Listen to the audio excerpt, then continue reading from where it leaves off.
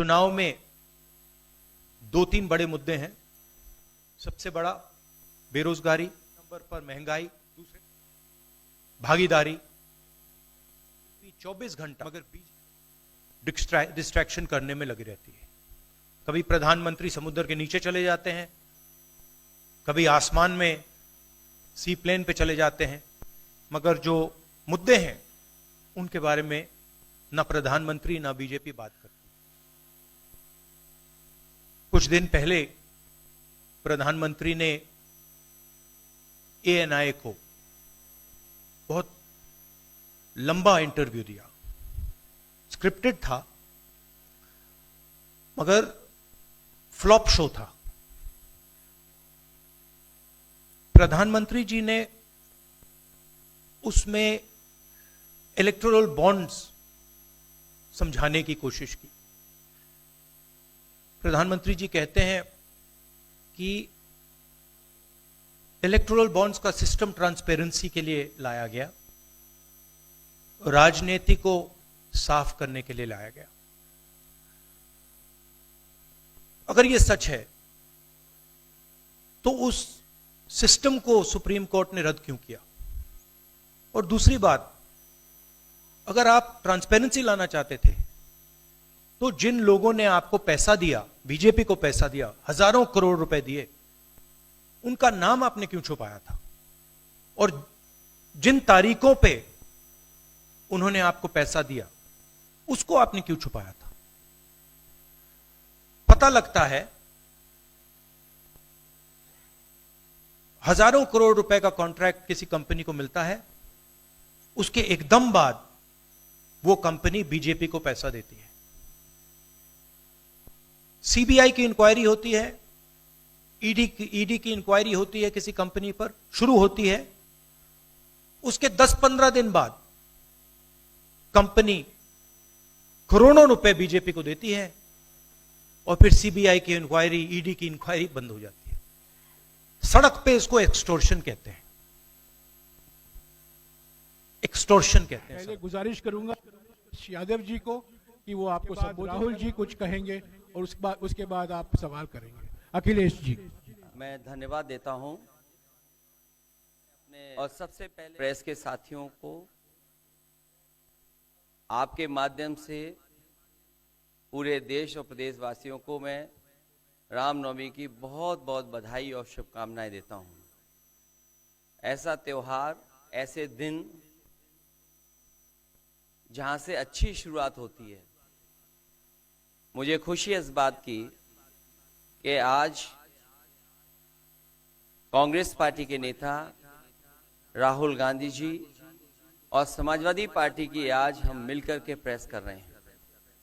पहले चरण का चुनाव उत्तर प्रदेश का होने जा रहा है और जो पश्चिम से हवा चल रही है वो पूरे के पूरे उत्तर प्रदेश और देश के माहौल को बदलने जा रही है। आज गाजियाबाद में बैठे हैं। इस बार भारतीय जनता पार्टी को गाजियाबाद से लेकर के गाजीपुर तक इंडिया गठबंधन सफाया करने का काम करेगा। आज किसान दुखी है। तमाम जो वादे किए थे, भारतीय जनता पार्टी की हर बात झूठी निकली। उनके वादे झूठे। न किसान की आय दोगुनी हुई, न नौजवान को नौकरी रोजगार मिला, और जो सपने दिखाए थे विकास के वो भी अधूरे हैं। जो इनका नैतिकता का बुलबुला था वो भी टूट गया। इलेक्टोरल बॉन्ड ने इनका बैंड बजा दिया। भारतीय जनता पार्टी सभी भ्रष्टाचारियों का गोदाम बन गई। न केवल भ्रष्टाचारियों को ले रहे हैं, बल्कि भ्रष्टाचारियों ने जो कमाया है उसको भी अपने साथ रख रहे हैं। जहां उत्तर प्रदेश देश का सबसे बड़ा प्रदेश है, डबल इंजन की सरकार में जो दावा करते रहे डबल इंजन, उनकी होर्डिंग देखिए आप। कि अब डबल वहां पर नहीं दिखाई देते हैं, अकेले दिखाई दे रहे हैं। इनके प्रत्याशी होर्डिंग से गायब हैं और चुनाव के बाद होर्डिंग पे जो अकेले हैं वो भी गायब हो जाएंगे और सफाया होने जा रहा है। इनका एक ही नारा है, झूठ बोलने का और लूटने का। लूट और झूठ भारतीय जनता पार्टी की पहचान बन गई है। पेपर लीक कितने हुए हैं? 1-2 होते तो ठीक था, लेकिन 10 पेपर लीक हुए। और मैंने कई मौकों पर वो बात बताई कि अगर एक परिवार के हम केवल 3 सदस्यों को मान लें, जिस व्यक्ति ने परीक्षा लिखने की तैयारी की, जो परीक्षा नहीं दे पाया पेपर लीक के कारण, और उसके मां बाप को अगर हम जोड़ लें तो ऐसे 60 लाख नौजवान हैं। 60 लाख नौजवानों का भविष्य अंधकार में डाल दिया। और अगर 60 लाख का गुणा करें हम 3 से, 1 करोड़ 80 लाख, और 1 करोड़ 80 लाख को अगर हम डिवाइड कर दें 80 लोकसभाओं से, तो भारतीय जनता पार्टी का 2,25,000 वोट हर लोकसभा में कम हुआ है। इसलिए एक भी वोट बट ना पाए। जहां हमें मतदान करना है वहीं मतदान के दिन हमें सावधान भी रहना है। अगर हम सावधान रह करके मतदान करेंगे और अपने बूथ की चौकीदारी करेंगे तो भारतीय जनता पार्टी का सफाया होगा। आने वाले चुनाव में, ये देश का चुनाव है, देश की जनता बदलाव चाहती है और बदलाव की हवा पश्चिम से, उत्तर प्रदेश से चल रही है।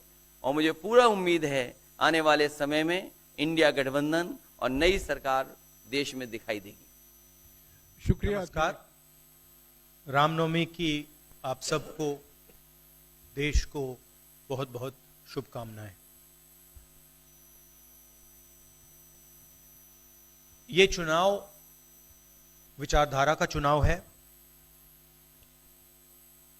एक तरफ आरएसएस और बीजेपी जो संविधान है, लोकतांत्रिक सिस्टम है, उसको खत्म करने की कोशिश कर रही है, और दूसरी तरफ इंडिया गठबंधन, कांग्रेस पार्टी संविधान को, लोकतंत्र को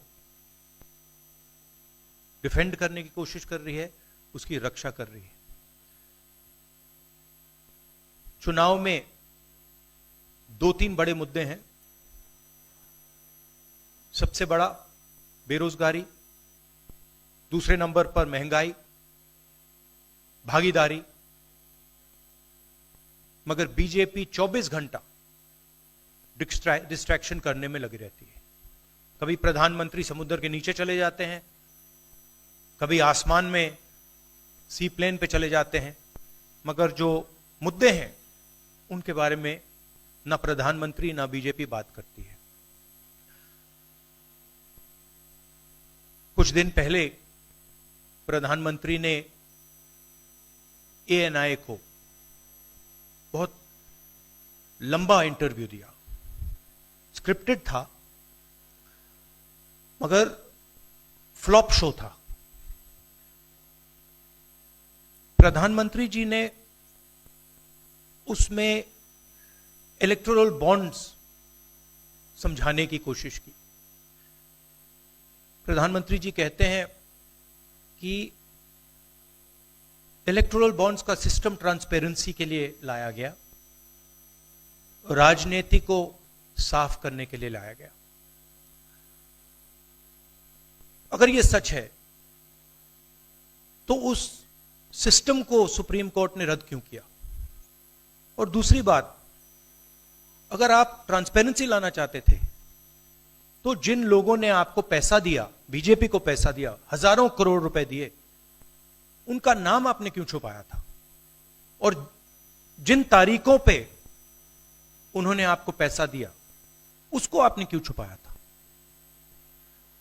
पता लगता है हजारों करोड़ रुपए का कॉन्ट्रैक्ट किसी कंपनी को मिलता है, उसके एकदम बाद वो कंपनी बीजेपी को पैसा देती है। सीबीआई की इंक्वायरी होती है, ईडी की इंक्वायरी होती है किसी कंपनी पर, शुरू होती है, उसके 10-15 दिन बाद कंपनी करोड़ों रुपए बीजेपी को देती है और फिर सीबीआई की इंक्वायरी, ईडी की इंक्वायरी बंद हो जाती है। सड़क पे इसको एक्सटोर्शन कहते हैं, एक्सटोर्शन कहते हैं सड़क पे। तो ये जो है इलेक्टोरल बॉन्ड्स का जो स्कीम है, ये दुनिया का सबसे बड़ा एक्सटोर्शन का स्कीम है। हिंदुस्तान के सारे बिजनेसमैन इस बात को समझते हैं, जानते हैं, और प्रधानमंत्री जितनी भी सफाई देना चाहें कोई फर्क नहीं पड़ने वाला है, क्योंकि पूरा देश जानता है कि प्रधानमंत्री भ्रष्टाचार के चैंपियन है। धन्यवाद। शुक्रिया राहुल जी। अच्छा, एक और बात, आपने जयराम जी आपने कहा कि जो भी आपको क्वेश्चंस पूछने हैं आप पूछेंगे, और ये ओपन एंडेड प्रेस कॉन्फ्रेंस है। बट इसमें एक और बात, मुझे पहले ही 2-3 बीजेपी वाले क्वेश्चंस पता लग जाते हैं, तो वो तो गारंटी पूछे जाएंगे, तो उनके लिए मैं तैयार हूं। आजकल गारंटी का जमाना है राहुल जी। पहला सवाल महिकार जी, हिंदुस्तान दी डेली से। माइक दीजिएगा।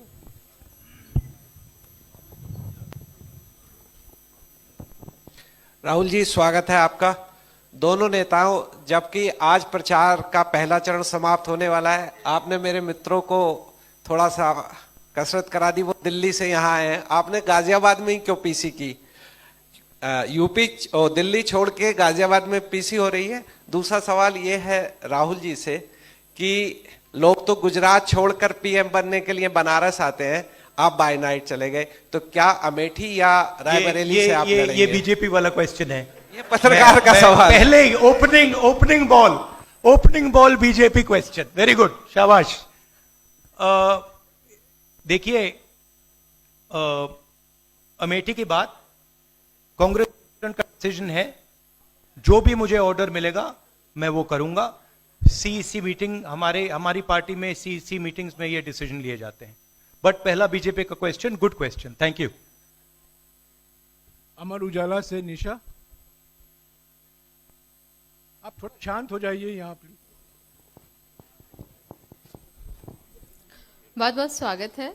मेरा सवाल आपसे ये है कि यूपी में न केवल यूपी में बल्कि पूरे देश में इस बार कांग्रेस ने अपने बहुत कम प्रत्याशी 268 अभी तक सामने आए हैं, और यूपी में तो 80 सीटों के मुकाबले केवल 17 सीट हैं।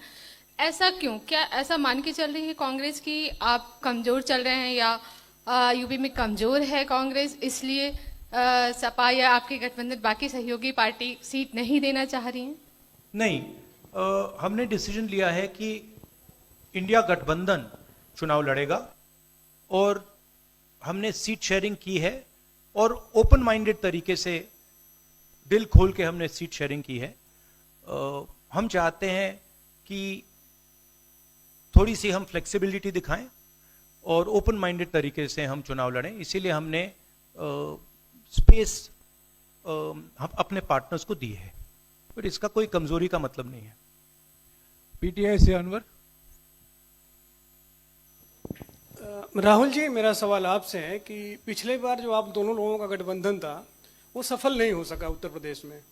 एक बार फिर आप लोग साथ आए हैं, और प्रधानमंत्री ने पिछले दिनों कहा कि ये 2 लड़कों की फ्लॉप फिल्म है जो इस बार भी फ्लॉप होगी। तो आगे आप क्या उम्मीद कर रहे हैं इस गठबंधन से? उत्तर प्रदेश में कितनी सफलता मिलेगी और कितनी सीटों की उम्मीद है इस बार आप लोगों को? देखिए, मैं सीट्स का प्रेडिक्शन तो नहीं करता हूं,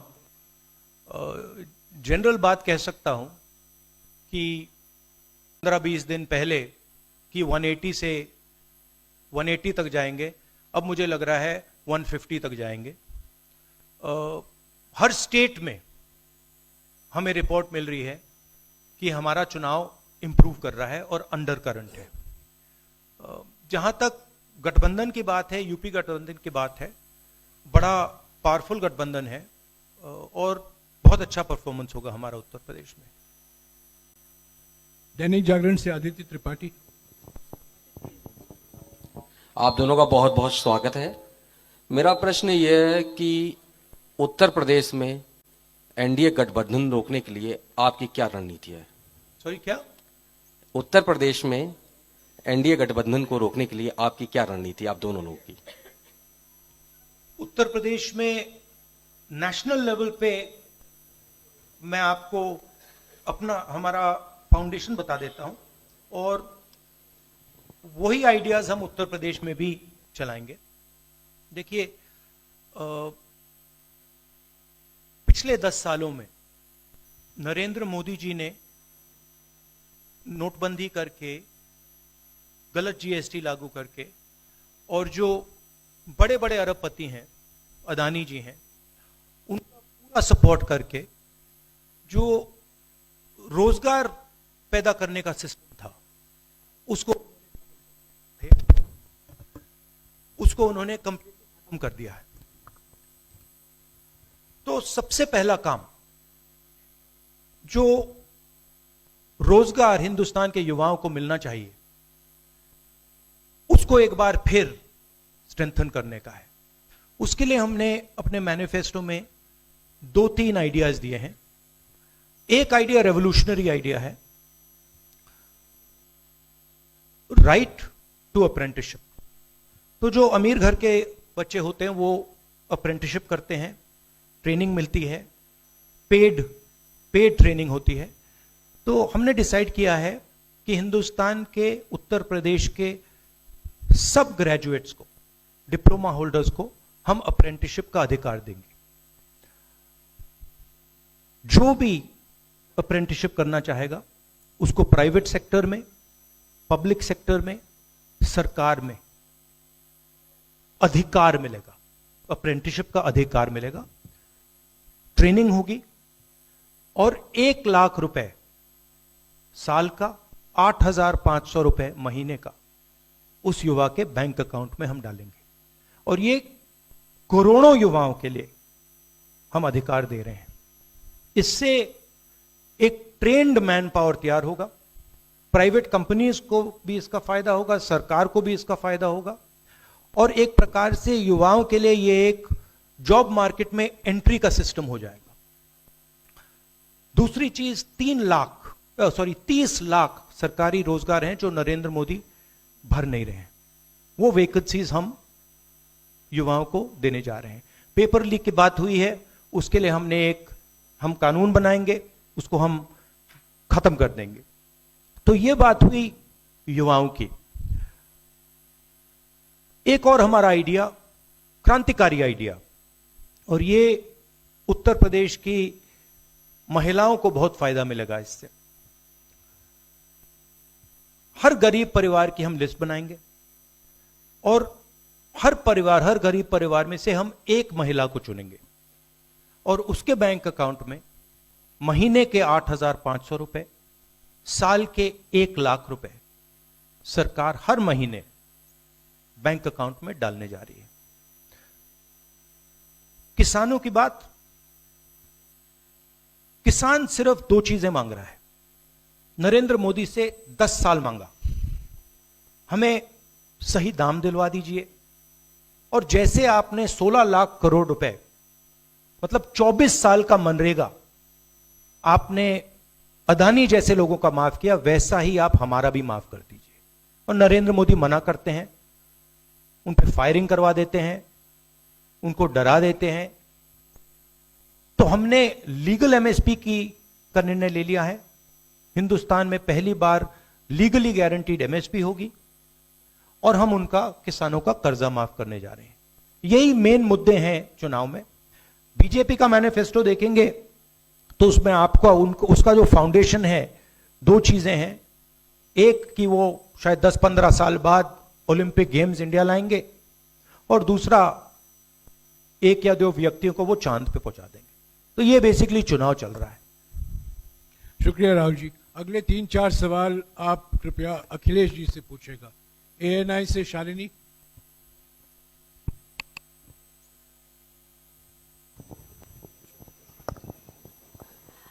पहला सवाल राहुल जी से है। अखिलेश जी से पूछेगा प्लीज। उन्होंने कृपया लगा दिया, इसलिए अब हमसे पूछिए।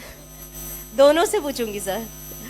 पहला सवाल राहुल जी से है, जैसे कि पीएम ने कहा है कि मैं देश बचा रहा हूं, लेकिन इंडिया अलायंस जो है वो परिवार बचा रहा है, इस पर क्या कहेंगे सर?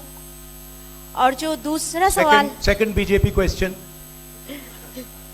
सर दूसरा जो सवाल है मेरा वो ये है, जादूगर कहा है उन्होंने राहुल जी को, और उन्होंने कहा एएनआई को जब इंटरव्यू दिया उसमें बोला कि ऐसा कौन सा जादू है कि एक झटके में गरीबी मिटा सकते हैं। मैं जानना चाहता हूं ऐसा कौन सा जादू है कि एक झटके में गरीबी मिटाई जा सकती है। तो ये मेरा सवाल दोनों से है। नहीं, दोनों से है। मैं धन्यवाद देता हूं, आप लोगों ने सवाल पूछे, हालांकि कुछ सवाल आपने राहुल जी से पूछे थे। एनडीए को पीडीए हराएगा, एनडीए को पीडीए हराने जा रहा है, एनडीए को पीडीए हराने जा रहा है। और जहां तक सवाल परिवारवाद की बात है, आज नवरात्र है, आज शुभ दिन है। भारतीय जनता पार्टी के लोग संकल्प लें कि ना किसी परिवार वाले को टिकट देंगे और ना किसी परिवार वाले से वोट मांगेंगे। और गाजियाबाद में कार्यक्रम इसलिए किया है क्योंकि हम दोनों लोगों ने संकल्प लिया है। वो तो इंडिया गठबंधन का नाम भी ठीक से नहीं ले पाते हैं। INDIA तो इंडिया होता है, इंडी कब से हो गया? यहां से सफाया होगा गाजीपुर तक। जो 14 में आए थे वो 24 में चले जाएंगे, और यूपी वाले स्वागत भी अच्छा करते हैं। और इस बार तो ढोल नगाड़ा और सब कुछ की तैयारी है। इस बार विदाई भी बहुत शानदार होने जा रही है। टाइम्स नाउ भारत, रंजीता अखिलेश जी से। जो